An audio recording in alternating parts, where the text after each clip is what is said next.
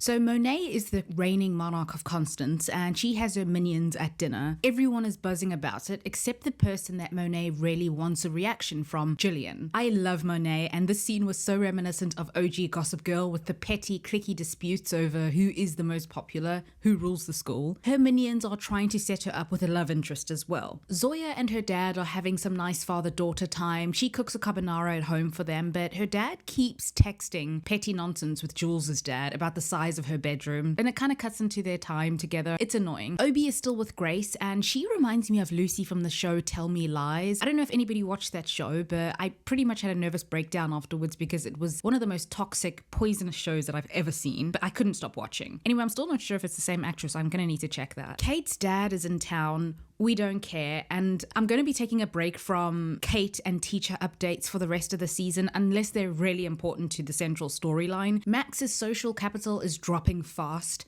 Now that he's in a relationship, he's no longer the hot commodity in town. Audrey says that they should throw a party to show that he is. Jules is trying to patch things over with Obi's new girlfriend Grace and make the whole group friends again, basically. Monet is just ruling the school and looking stunning. She even brings back the headbands. Then we get a storyline that I already hate. Zoya's dad's pretending that he got a promotion at work and that he's very busy in and out of court. Her new busybody friend tells her that she spoke to her own dad, who said that the firm didn't give anyone any promotions. So Zoya calls her dad's office, puts them on speaker, and asks them when her dad is out of court, and they're basically like, what court? So yeah, he lied. Zoya's disappointed, and she's like, why did you lie about the promotion? And he makes an excuse and possibly lies again, and she decides then that she's going to crash the Guggenheim charity party thing that he's going to uncover more. Zoya, please, I don't think I can deal with a whole season of this. Max's party is a little bit of a dud, so they decide to go to the fancy party at the Guggenheim as well. Obi invites Jules to the Guggenheim thing to help ensure that there's no drama. You see, he's trying to impress his girlfriend Grace's mother, and I'm just gonna say it, Gillian is flailing a little bit this season. She's mostly reacting to the characters around her, and this is such a pity. Like, they wanted to make her the reformed, popular influencer girl, but please give her something to do. She's just running all over the Upper East Side, doing nothing really. Honestly, I'll even take her influencer storyline over this. Monet shows up at the Guggenheim because her crush is there, and when she spots her, she runs away mortified because they're wearing clashing tones. She says she'll be right back. I'm saying Guggenheim a whole lot. Zoya confronts her dad in front of some potentially important people, and she asks, why don't you introduce me to your bosses? She's such a brat. She tells him that she's giving him one more chance to tell her the truth. I'm wondering, are we going to get a proper Zoya storyline this season? The teens on this show have nothing going for them. Anyway, Monet chats to her crush who goes to Exeter, and they kind of get to talking and scheming, and Monet suggests that they become a power couple. They start making out, and Monet seems to want more, but her crush says that she isn't actually a lesbian. Publicly she is for show because that makes her more popular and relevant, but she actually has a boyfriend. Monet's visibly upset. Is this lie, potentially partnering up with her, even though she's secretly heterosexual, worth the potential power and influence? So this could be a potentially powerful alliance, but can Monet do it? Look, I wish that the storyline lasted a little longer before it was revealed that the crush was faking being a lesbian. This is another example of a good storyline being resolved too quickly. She later opens up to Gillian about it, and she says that when it comes to her identity,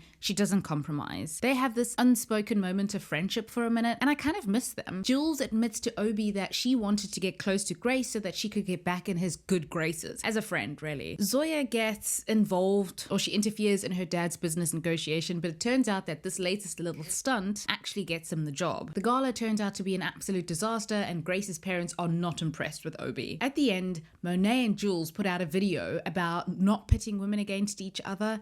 Why? I loved this war. It was just too soon. Then there's another silly storyline, but I guess I have to mention it. Zoya's friend overhears Zoya's dad saying to, I guess, Jules's dad, that he'll transfer his signing bonus over to him, and if his salary holds, he'll buy the house outright, the one that they live in. Like, this isn't a scandal, but I know the show is going to make it into a whole thing. Also, I get that Zoya's dad is supposed to be the Rufus of the show, with his job and money issues and whatnot, but I keep forgetting why this lawyer in the Upper East Side, he does have some connections, is constantly struggling with his work. What's going on? Also, Obi texts Grace how much he misses her. Meanwhile, Grace is secretly hooking up with someone else. To me, this could have been a really strong episode, but I feel like the storylines are very rushed. Anyway, if you've seen it, feel free to share your thoughts, and thank you for watching.